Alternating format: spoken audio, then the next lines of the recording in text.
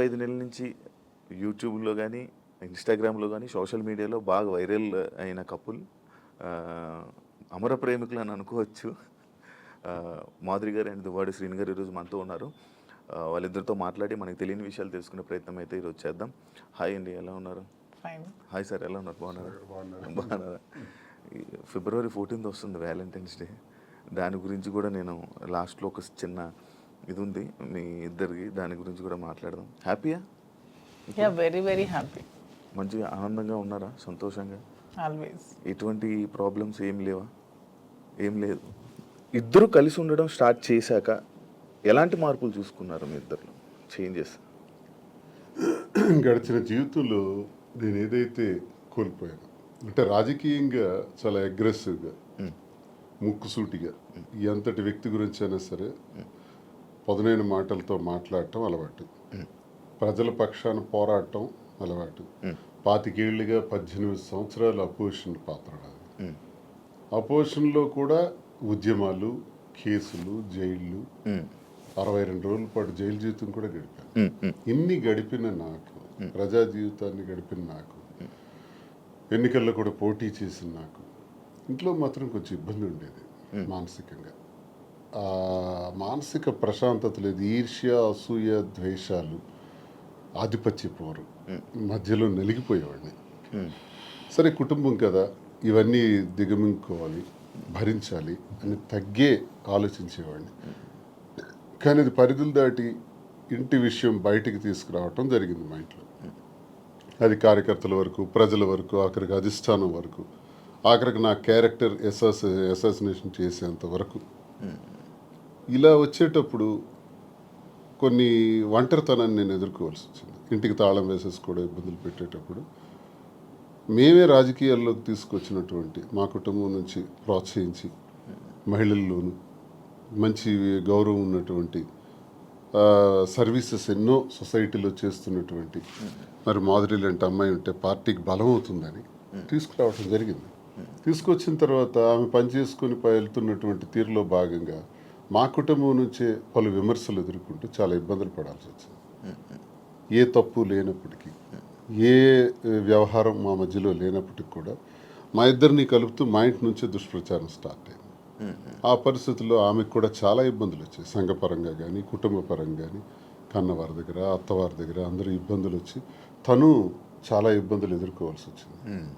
ఈ ఇబ్బందుల్లో మీ కూడా నన్ను విడిచిపెట్టేయకుండా నాకున్నటువంటి వ్యక్తిగతంగా నేను ఒంటరిగా అయిపోయి మా పలాసాలలో ఉన్నప్పుడు కూడా నా భోజన వ్యవహారాలు కానీ, రాజకీయ వ్యవహారాలు కానీ అన్నీ కూడా చూస్తూ నాకు భరోసానిచ్చింది, ధైర్యంగా ఉంది. ఆ టైంలో నేను కూడా మాధురికి ధైర్యంగా ఉండాలి, ఆమె కూడా ఒంటరి అయిపోయింది, మా వల్లే కదా పోయింది. మా కుటుంబంలో అందరూ బాగానే ఉన్నారు, మా పిల్లలు బాగున్నారు, చదువుకున్నారు, డాక్టర్స్ అయ్యారు, ఆస్తులన్నీ కుటుంబానికి రాసేసాం. ఇలాంటప్పుడు ఈమె ఒంటరిగా ఇబ్బంది పడుతుంది అని నేను భరోసాగా ఉండటం, కలిసి ఉండటం.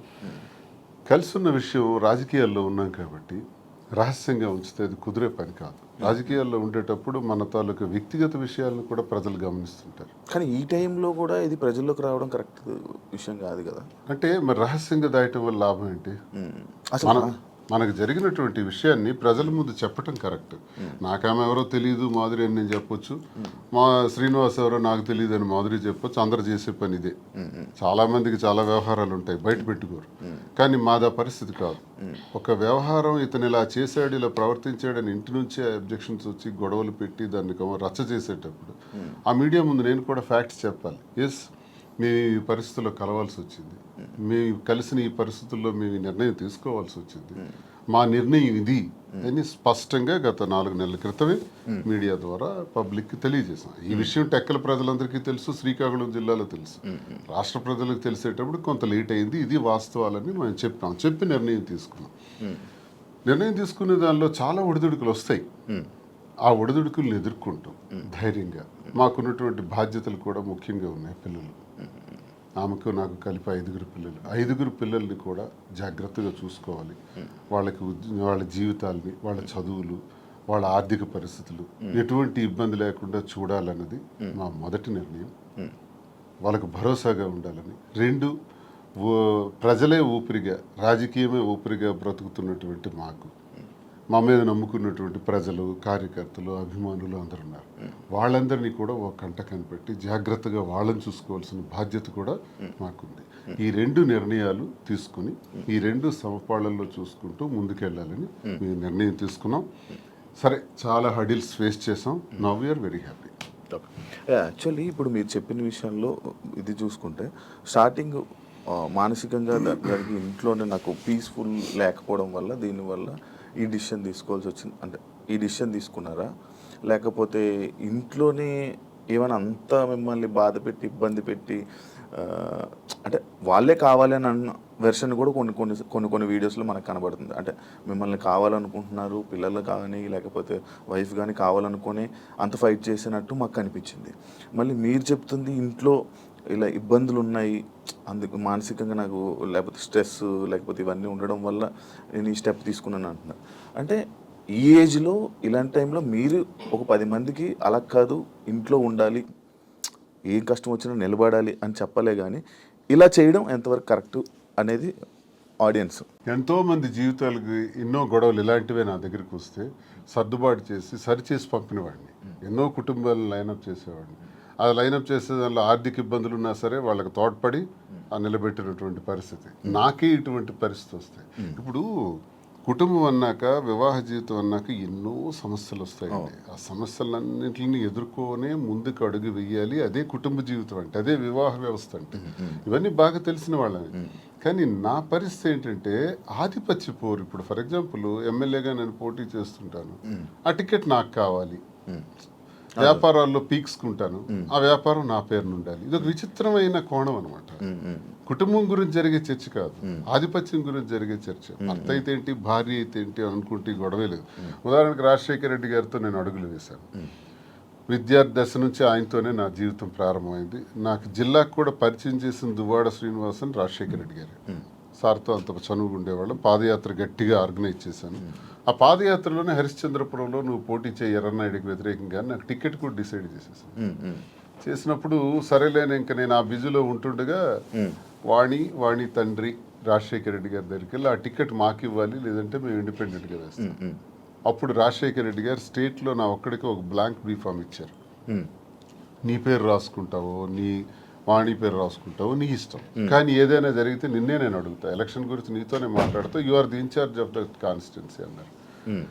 సరే, ఆ బాధ్యత అప్పచెప్పారు సార్. అని నేనేం చేశానంటే డివాణి అని పేరు రాసి ఇచ్చాను. అది 2004 సంవత్సరం, ఇది 2024 సంవత్సరం. ఈ ఎన్నికల మధ్యలో 20 ఏళ్లలో మా గొడవ అదే గొడవ. ఆ గొడవ వల్ల మాకు మనశ్శాంతి ఉండేది కాదు ఇంట్లోకి అడుగు పెట్టంగానే. నేను చిత్తడి నేలల కోసం, రైతుల కోసం, మత్స్యకారుల కోసం, స్వదేశీ మత్స్యకారుల కోసం ఒక 7-8 సంవత్సరాలు ఉద్యమాల్లో ఉండేవాడిని. ఆ ఉద్యమాల్లో నా మీద కేసులు, 18 కేసులు, 62 రోజులు జైలు జీవితం, నా మీద ఫైరింగ్ ఆర్డర్స్, ఇదంతా ఒక జీవితం. వీటన్నింటికి కూడా ఇంట్లో నుంచి సపోర్ట్ ఉండేది కదా. జైల్లో ఉండేటప్పుడు కూడా నన్ను పరామర్శించడానికి కూడా వచ్చే పరిస్థితి ఉండేది కాదు. ఇవన్నీ అనుభవించినా నా గుండెల్లోనూ దాచుకున్నాను. లాస్ట్కి మాధురేనే అమ్మ. ఇప్పుడు 28 ఏళ్ల నా జీవితంలో, 25 ఏళ్ల నా రాజకీయ జీవితంలో ఎప్పుడు నా దగ్గరికి మహిళలు రాలేదా? నేను ఎప్పుడైనా ఎవరితోనైనా అసభ్యంగా ప్రవర్తించానా? ఎవరితోనైనా అసభ్యంగా బిహేవ్ చేయలేదు కదా. మరి ఎందుకు ఇప్పుడే వచ్చింది నా మీద? ఎప్పుడు లేనిది ఇప్పుడే ఎందుకు క్రియేట్ చేశారు? కేవలం ఇది రాజకీయంగా వాడుకోవాలి, అంటే నన్ను బదనాం చేయాలి. అంటే మీ ఇద్దరు మీద, మీ ఇద్దరు రిలేషన్లో ఉన్నారని ఫస్ట్ రూమర్ స్టార్ట్ చేశారా? మీకు లేకపోయినా కూడా తను రాజకీయంగా వచ్చింది, నేను రాజకీయంగా ఉన్నాను. ఓకే, ఇలా వస్తున్న వాళ్ళందరి మీద రూమర్స్ క్రియేట్ చేసేయచ్చా? అది ఇంట్లో నుంచి క్రియేట్ అయితే ఎంత పెద్ద సమస్య అవుతుంది. అది తప్పని చెప్పకుండా ఒకటి టికెట్ కోసం ప్రాధాన్యత, టికెట్ కోసం ఒక ప్రయత్నం. ఈ ప్రయత్నాలు నేను ఎలా తట్టుకోవాలి? పిల్లల్ని అల్లారు ముద్దుగా పెంచి, గుండెల మీద పెంచి, ఒక స్థాయికి తీసుకొచ్చి, కుటుంబాని కోసం తలగ్గి, ఆఖరికి టికెటే కదా కావాలి. అధిష్టానాన్ని నేను రిక్వెస్ట్ చేసా, టికెట్ ఆమెకి ఇచ్చేయండి అన్నాను. నేనే తగ్గిపోయాను. అప్పుడు వాణికి అధిష్టానం ద్వారా టికెట్ నేనే ప్రకటింపజేశాను. కానీ మళ్ళీ ఆమె గ్రాఫ్ కోల్పోయిన తర్వాత మళ్ళీ ఆ టికెట్ నాకే రావటం, నేనే పోటీ చేయాల్సిన అవసరం వచ్చింది. సో 100 మెట్లు దిగే నేను ఆమెకు అంగీకరించాను. అప్పటికీ కాంప్రమైజ్ కాలేదే. ఆ తర్వాత తాళం వేసేస్తున్నారు ఇంటికి. ఆ ఇంటికి తాళం వేసేటప్పుడు తలుపులు తన్నుకుని లోపలికి వెళ్ళలేక కాదు, అసలు మనసులో ఏం నడుస్తుంది? టికెట్ కావాలని టికెట్ తీసుకున్నారు, ఇంటికి తాళం వేశారు. సమాజంలో అభాస్పాలు చేశారు. ఇంక నేను ఎలా బ్రతకాలి? కారులో 7-8 రోజులు పడుకున్నాను. ఆఖరికి మా మదర్ దగ్గర వెళ్ళి ఒక ఏడాది కాలం పట్టున్నాను. ఇవన్నీ టెక్కల ప్రజలకు తెలుసు. ఇవన్నీ మీలాంటి వాళ్ళు ఎంతమందికి తెలుసు? ఇన్ని బాధలు పడిన తర్వాత, ఇంటికి తాళం వేసిన తర్వాత, మనసులో నేను ఉండకూడదు, శ్రీనివాస్ నాకు అక్కర్లేదు అనుకునేటప్పుడు నేనేం చేయగలను? అలాంటిది ఎలక్షన్ తర్వాత కూడా ఇంటి మీదకి వచ్చి ఇంటి మీద కూడా గొడవ పెట్టి అక్కడ నేను టెంపరీగా కొట్టుకుని ఇంటి మీద నువ్వు ఇక్కడి నుంచి పోవాలి. కోరికలు ఏంటంటే టెక్కల నుంచి బయటకు పో, ఎక్కడైనా ఉండు, మాధురితో ఉంటావో ఇంకెలా ఉంటావో నాకు అనవసరం, టెక్కల్లో మాత్రం నువ్వు ఉండటానికి వీల్లేదు. ఇలాంటి విచిత్రం. ప్యాంటు షర్ట్ గాడు అంటాం, లుంగీ షర్ట్ గాడు అంటాం, వాడికి ఏముందని చెప్పటం, మేమే తిండి పెట్టి పోషించాం, వాడు ఒక పూర్ ఫ్యామిలీకి చెందినవాడు అంటాం. అవునండి, ప్యాంటు షర్ట్ లుంగీ షర్ట్ గాడు భార్య అంటే వాళ్ళ అమ్మని మా అమ్మని తిట్టడం, మా తమ్ముళ్ళని తిట్టడం, కుటుంబాలని అవమానపరచడం ఎంత భరిస్తాం? మీరు మీడియాలోనే చూసారు ఈ మాటలన్నీ. ఇవన్నీ భరించుకుంటా తల్లిని తిడితే భరించాలి, తమ్ముళ్ళని తిడితే భరించాలి, నన్ను అవమానపరిస్తే భరించాలి. ఇవన్నీ భరించుకుంటానే ఉన్నాను 28 ఏళ్ళు పిల్లల కోసం. కానీ మరి తనది రహస్యంగా ఉంచలే. అది 4 walls మధ్య సెటిల్ అయి ఉంటే నిజంగా ఆ అభిమానంతో భర్తే కావాలని తను అనుకుని ఉంటే మాధురి ఇంట్లో ఉండేవారు, నేను నా ఇంట్లో ఉండేవాడిని. కథ ఇంతవరకు వచ్చి ఉండేది కాదు. పరిస్థితులు ప్రభావాలే మమ్మల్ని ఇంతవరకు తీసుకొచ్చిన ఈ పరిస్థితుల్ని మనం రహస్యంగా ఉంచుకోకూడదు, ప్రజలకు చెప్పాలి. ప్రజలకు వాస్తవాలను తెలియజేస్తే వాస్తవాల ద్వారా వాళ్ళు మంచి చెడులను గ్రహించి ప్రజలే దేవుళ్ళని నమ్మిన నేను ప్రజలకు ఇవి నేను తెలియజేస్తే వాళ్ళే మనకు అగ్రభాగాన్ని కూర్చోబెట్టగలరు, లేదా అతుపాతాళ్ళనికి తొక్కేయగలరు. ప్రజలకు ఆ శక్తి ఉంది. కాబట్టి ప్రజలకే చెప్తే నాకు న్యాయం జరుగుతుందని నేను నమ్మాను. నమ్మి ప్రజలకు మేమిద్దరం కూడా వాస్తవాలు తెలియజేస్తాం. మా పరిస్థితికి ఇలా ఉండడానికి మా ఈ పరిస్థితులు ప్రభావాలే కారణం. ఆ కారణం నేను ఒంటరి, తను ఒంటరి, రోడ్డు మీద నిలబడాల్సిన పరిస్థితులు వచ్చేటప్పుడు ఒకరికొకరు భరోసాగా నిలబడ్డాం. ఆ భరోసా ప్రేమగా మారింది. ఓకే, మీరు అప్పటికి ఒంటరిగా ఉండేవాళ్ళ, మీ హస్బెండ్ గారు ఉండేవాళ్ళని విన్నాను. లేదు, పాలిటిక్స్కి వచ్చిన తర్వాత కొద్ది రోజుల తర్వాత ఏవి డిస్టర్బెన్సెస్ వల్ల నేను కొంచెం ఒంటరిగా ఉండడం జరిగింది. ఓకే, ఈయన గురించి ఒంటరిగా ఉండడం స్టార్ట్ చేశారు, లేకపోతే లేదు ఆవిడ వలన నేను నా ఫ్యామిలీకి దూరమే ఒంటరిగా ఉండటం జరిగింది. మీ ఎక్స్ హస్బెండ్తో ఏం ప్రాబ్లమ్స్ ఏం లేవా మీకు? ప్రాబ్లమ్స్ అంటూ పెద్దగా లేవు, కానీ డిస్టర్బెన్సెస్ అంటూ ఉన్నాయి. అంటే తను ఎప్పుడు ఫారెన్లోనే ఉంటారు, తను ఎప్పుడు ఇండియాకి రావడానికి ఇష్టపడేవారు కాదు. నాకు ఫారెన్కి వెళ్ళడం ఇష్టం లేదు, నాకు ఎప్పుడు ఇండియాలో ఉండటం ఇష్టం. సో మేము ఎంత రిక్వెస్ట్ చేసినా వచ్చేవాళ్ళు కాదు. ఫ్యామిలీకి ప్రిఫరెన్స్ కంటే తను ఎక్కువ మనీకి ప్రిఫరెన్స్ ఇచ్చేవాళ్ళు. మేము చాలాసార్లు అడిగాం, ఇలా నాకు లోన్లీగా ఉండడం ఇష్టం లేదు, మీరు వచ్చి ఫ్యామిలీతోనే ఉండండి అని. తను ఒప్పుకునే వాళ్ళు కాదు. సో అలా మా మధ్యన డిస్టర్బెన్సెస్ పెరిగాయి. వాని వల్ల ఇంకొంచెం పెరిగి ఇంక సెపరేట్ అవుదామని నిర్ణయించుకున్నాం. ఓకే, మీ ఇద్దరు కలవడానికి రీజన్ ఎవరు, అసలు ముఖ్య కారణం ఎవరు? అంటే మీ ఇద్దరు పరిస్థితులు ప్రభావాలు అవసరం. పరిస్థితులు ప్రేమ కాదా? ప్రేమ కూడా పరిస్థితుల వల్ల మేము కలిసిన తర్వాత మా మధ్యలో ప్రేమ మొదలైంది. ఓకే, ఆ ప్రేమ కోస్తా ఎక్కువైంది. పలాసలో నేను ఉండేటప్పుడు ఎలా పోతే నాకెందుకు, నా కుటుంబ రాజకీయాల్లో తీసుకెళ్లి నన్ను స్పాయిల్ చేశారు, నా క్యారెక్టర్ అసాసినేషన్ చేశారని వాళ్ళ ఇంట్లో తను ఉండిపోవచ్చు, లేకపోతే తను నిర్ణయం తీసుకోవచ్చు. ఇంకా నన్ను పాపం ఒంటరిని చేస్తారు, ఆయన వెళ్ళి పలాసలో ఉన్నాడు, ఎలా భోజనం చేస్తున్నాడు, ఎక్కడికి వెళ్తున్నాడు, ఆయన కార్లు ఏంటి, ఆయన మనుషులు ఏంటి, ఆయన ఎక్కడ ఉండాలి, ఇవన్నీ చూడవలసిన అవసరం తనకేంటి? ఏంటి అవసరం? నాకేమైనా ఆస్తులు ఉన్నాయా, అంతస్తులు ఉన్నాయా, లేదా పవర్ ఉందా, లేకపోతే ఏముందని చెయ్యాలి. కానీ అక్కడ ఏంటంటే ఒక తోటి మనిషిగా అభిమానం చూపించింది. నేను ఇబ్బందుల్లో ఉండేటప్పుడు నా కోసం ఇంత బాధ్యత వహించినటువంటి అమ్మాయిగా, తను నష్టపోతూ నా కోసం నిలబడినటువంటి అమ్మాయిగా నాకు కూడా ఒక ఏ ప్రేమనైతే కోల్పోయినాను జీవితంలో, ఆ ప్రేమ నేను ఆమె దగ్గర పొందాను. సో ఇది నేను అనుకుంటాను గత జన్మ సుకృతం. ఏది కూడా ఊరికే రాదు, జన్మలో అనుబంధం అది కంటిన్యూషన్ వస్తుంది. గత జన్మలో అక్కడ తాగింది, ఇప్పుడు ఇక్కడతో కంటిన్యూ అవుతుంది. అని మీరు గత జన్మలో కూడా మనిషిగా వచ్చారంటారా? ఇప్పుడు 2 ఉంటాయి సార్. కృష్ణ పరమాత్ముడు చెప్పినట్టు కర్మ సిద్ధాంతం ఒకటి ఉంటుంది.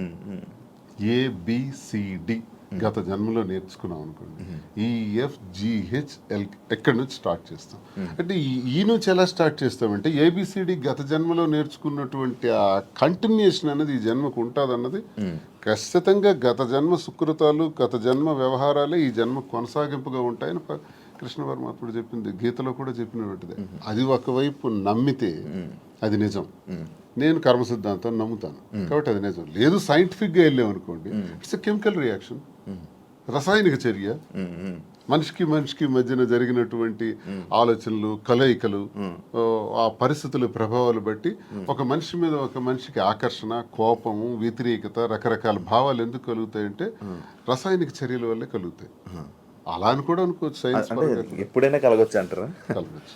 అంతే. ఏ మనిషి ఎప్పుడు ఎలా మారుతారో, ఎప్పుడు శత్రువులు అవుతారో, ఎప్పుడు మిత్రులు అవుతారో, ఎప్పుడు ఏ రకంగా మారుతాం అన్నది ఇదంతా మనిషికి మనిషికి మధ్యన ఉండేది కెమికల్ బ్యాలెన్స్.